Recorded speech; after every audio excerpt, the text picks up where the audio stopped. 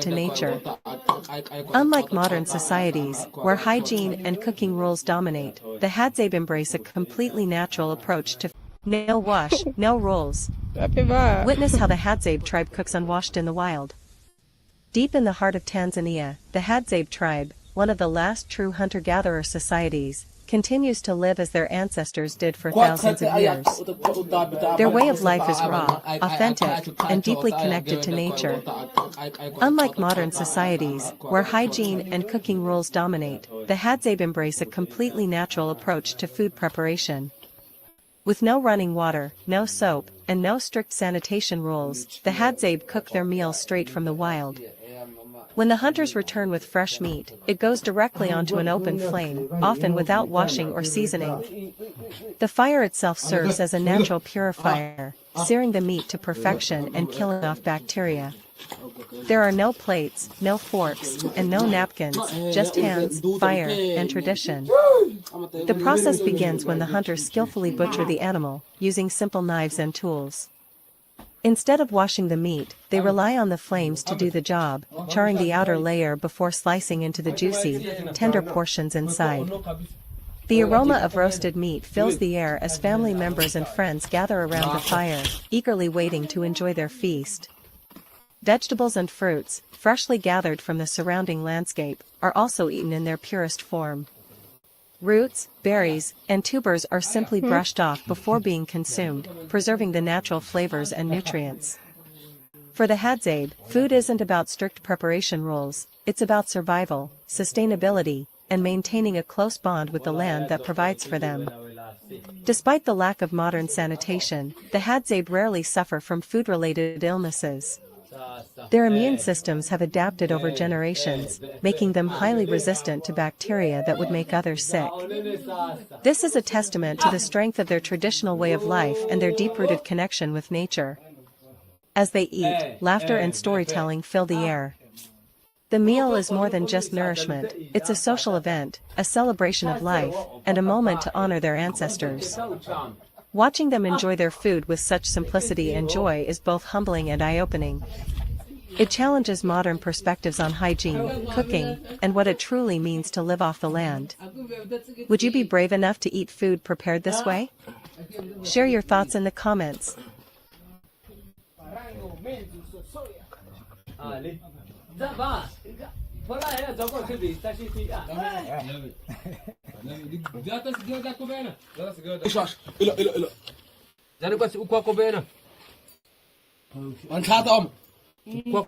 Eating, laughing, and talking with meals, Hadzabe's joyful feast under the open sky. The Hadzabe Bushmen know that meals are not just about filling the stomach, they are moments of connection, celebration, and laughter. As they gather around the fire, sharing freshly prepared food, the air is filled with the sounds of chatter, jokes, and pure joy. Every bite comes with a story, every sip with a smile, and soon, the meal turns into a festival of humor and happiness. As they eat, someone starts joking about how hungry they were, exaggerating with wild hand gestures. "Ah, I thought my stomach was talking to me today," one of them exclaims, rubbing their belly and pretending to listen. The whole group bursts into laughter, some almost choking on their food from laughing too hard.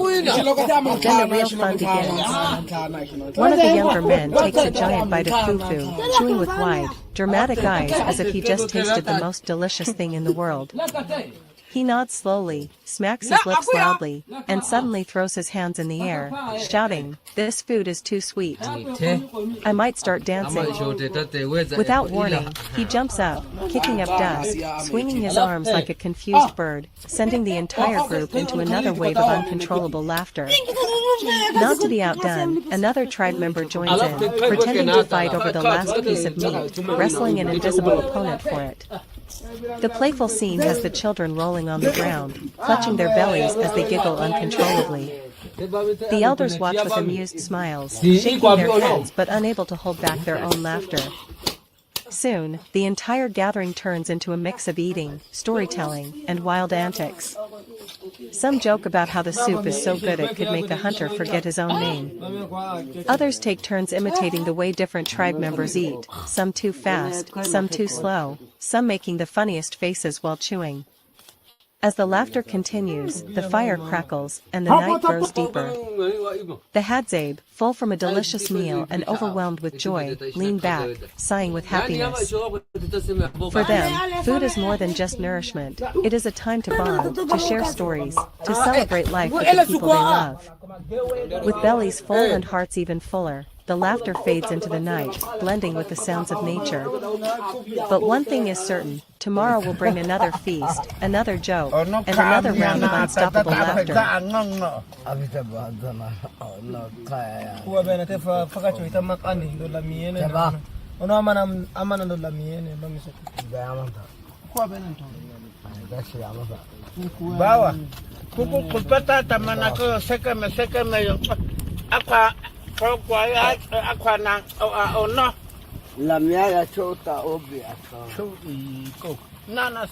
Endless laughter with the Hadzabe Bushmen tribe, a day of pure joy and fun. In the heart of the African wilderness, where the Hadzabe Bushmen live in perfect harmony with nature, laughter fills the air like music. Their days are not only about survival and hunting but also about joy, friendship, and the simple pleasures of life.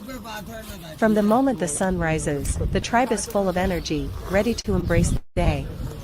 The children run around, playing and teasing one another, their giggles echoing through the trees. The elders watch with amused smiles, occasionally joining in the fun with playful jokes and stories. But the real fun begins when the whole tribe gathers together. This is when the jokes, pranks, and uncontrollable laughter take over. One of the Hadzabe's favorite things to do is poke fun at each other in the most light-hearted way. If someone stumbles while carrying firewood, you can be sure the entire group will burst into laughter. If someone takes too big a bite of food and struggles to chew, the teasing begins immediately. The Hadzabe have a way of making even the smallest moments hilarious. Shabba, one of the most playful in the tribe, always finds a way to make people laugh. He loves to mimic others, whether it's an elder telling a serious story or a friend trying to dance. His impressions are so accurate that the whole group falls into fits of laughter. Even the elders, who try to maintain their wisdom and seriousness, can't help but chuckle when Shabba starts his playful antics. And then there are the dancing contests. The Hadzabe love to dance, and when the drums start beating, everyone gathers in a circle. Some dance with skill, moving with the rhythm, while others purposefully dance in the funniest ways possible, making the entire tribe laugh until their stomachs hurt. Dudukwi, known for his crazy dance moves, jumps and twists in ways that leave everyone gasping for air from laughing so hard. The laughter continues into the night, as the tribe sits around the fire, sharing funny stories and imitating the day's events in the most exaggerated ways. Someone tries to tell a serious hunting story, but halfway through, the jokes start flying, and soon, even the storyteller is laughing too hard to finish. For the Hadzabe, life is not just about surviving, it's about truly living. Their laughter is a reminder that happiness does not come from material things but from the bonds we share, the stories we tell, and the joy of being together. Watching them laugh, joke, and celebrate life with such pure happiness is a beautiful and unforgettable experience.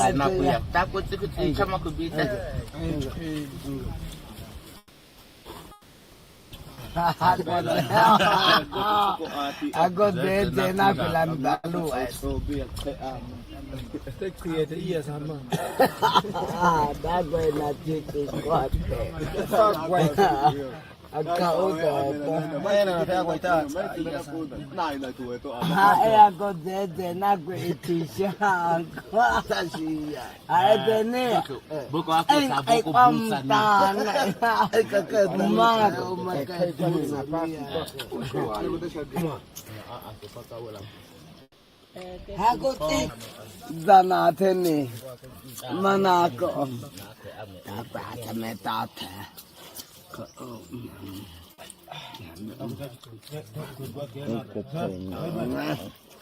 Kaya go I'm gonna see me between a gong with that.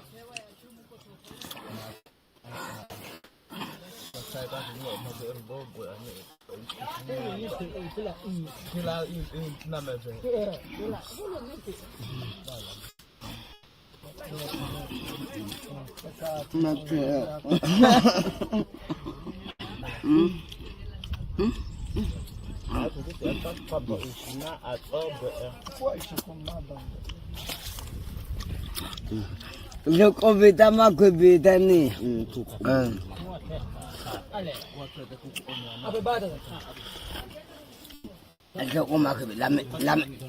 Endless laughter under the stars, the Hadzabe Bushmen's joyful nights by the fire. As the sun sets over the African savanna and the sky turns into a breathtaking canvas of deep oranges, purples, and blues, the Hadzabe Bushmen gather around a crackling fire. The warmth of the flames flickers across their faces, casting shadows that dance along the ground as the night's entertainment begins. The air is filled with the smoky aroma of the evening's meal, and everyone settles in, ready for another night of storytelling, teasing, and laughter that echoes across the wilderness. It always starts with a simple story, perhaps a tale about the day's hunt, an adventure deep in the bush, or a playful exaggeration of someone's clumsy moment. An elder, with his wise and animated expressions, begins recounting an event, his voice steady and dramatic. But before he can even finish, someone interrupts with a playful jab, making fun of the way the hunter missed his first arrow shot or how he ran from a harmless animal, thinking it was a lion. The entire group bursts into laughter, their bodies shaking, their hands clapping as tears stream down their faces from laughing too hard. One person tries to compose themselves to continue the story, but the moment they open their mouth, someone else mimics them in an exaggerated, silly way, causing another explosion of laughter. Even the elder who was supposed to be serious can't hold back, his deep chuckles mix with the high-pitched laughter of the younger ones, creating a symphony of pure joy that carries into the night. The jokes turn into playful reenactments, with some standing up and acting out ridiculous versions of the day's events. Someone mimics the exaggerated walk of another tribe member carrying a heavy load of firewood, swaying side to side as if they were about to fall. Another imitates a clumsy hunter sneaking up on an animal, only to trip over his own feet. The performances grow wilder, funnier, and more dramatic, until everyone is rolling on the ground, breathless from laughing so much. The children join in too, their small voices rising above the laughter as they try their own silly impressions. They watch and learn from the older members, picking up the art of storytelling and humor that has been passed down for generations. Even the quietest tribe members, who rarely speak during the day, find themselves caught up in the contagious energy of the moment, their smiles wide and their hearts light. The laughter continues late into the night, as the fire burns low and the stars shine brightly overhead. In these moments, nothing else matters, there are no worries about tomorrow's hunt, no fears of the unknown, just the sheer, unfiltered joy of the present moment. The Hadzabe Bushmen have no need for luxury or excess, their happiness comes from the bonds they share, the stories they tell, and the love and connection they have with one another.